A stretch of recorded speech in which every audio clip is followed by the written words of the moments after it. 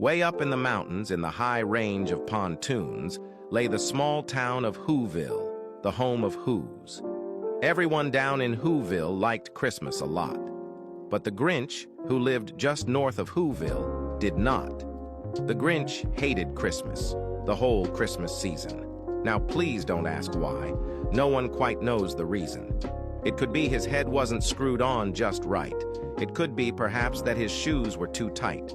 But I think the most likely reason may have been that his heart was 2 sizes too small. Whatever the reason, his heart or his shoes, he stood there on Christmas Eve, hating the Whos. Staring down from his cave, the Grinchy frowns at the warm lighted windows below in their town. I must stop this Christmas from coming. But how? Then the Grinch got a wonderful, awful idea. I know just what to do. Ha ha ha! I'll make a quick Santa Claus hat and a coat. He chuckled and clucked. With this coat and this hat, I'll look just like Saint Nick. All the Whos were dreaming sweet dreams without care when he came to the first little house on the square. He slid down the chimney, a rather tight pinch. But if Santa could do it, then so could the Grinch. He got stuck only once for a moment or two. Then he stuck his head out of the fireplace where the little Who stockings all hung in a row. These stockings, ha-ha, are the first things to go. Then he slithered and slunk with a smile most unpleasant around the whole room, and he took as he took every present. He cleaned out that icebox as quickly as a flash. The Grinch even took their last can of Who hash. He stuffed all the food up the chimney with glee. And now, I'll stuff up the tree. The Grinch took the tree. He heard a small sound. He turned around fast, and he saw a small Who, little Cindy Lou. Who was no more than 2. Santa Claus, why? Why are you taking our Christmas tree? Why? But you know, that old Grinch was so smart and slick. He thought up a lie, and he thought it up very quickly. Why, my sweet little tot, there's a light on this tree that won't light on one side. So I'm taking it home to my workshop, my dear. I'll fix it up there. Then I'll bring it back here. And he fooled the child. Then he patted her head, got her a drink, and sent her to bed. When Cindy Lou went to bed with her cup, he went to the chimney and stuffed the tree up. The last thing he took was the log for their fire.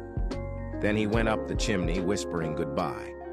He left nothing but hooks and some wire on the walls, and the speck of food he left in the house was a crumb that was too small for a mouse.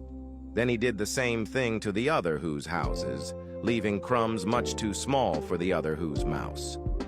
It was 1/4 dawn, all the Whos still abed, all the Whos still a snooze when he packed up his sled.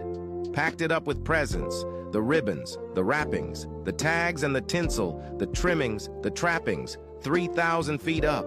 Up the side of Mount Crumpet, he rode with his load to the tip-top to dump it.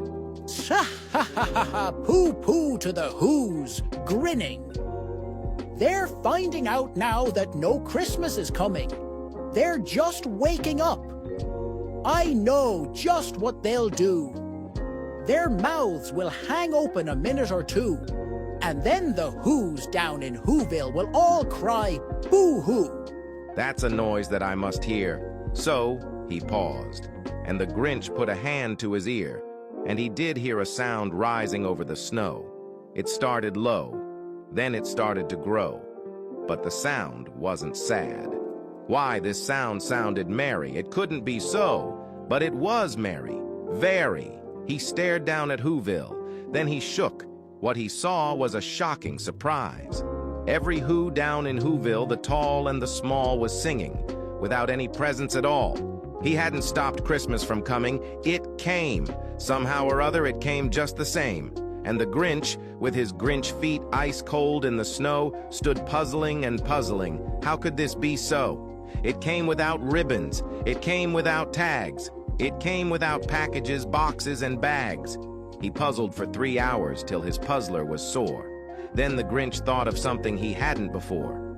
Maybe Christmas, he thought, doesn't come from a store. Perhaps Christmas means a little bit more. The minute his heart didn't feel quite tight, he whizzed with his load through the bright morning light. I'm sorry for what I did. I misunderstood Christmas.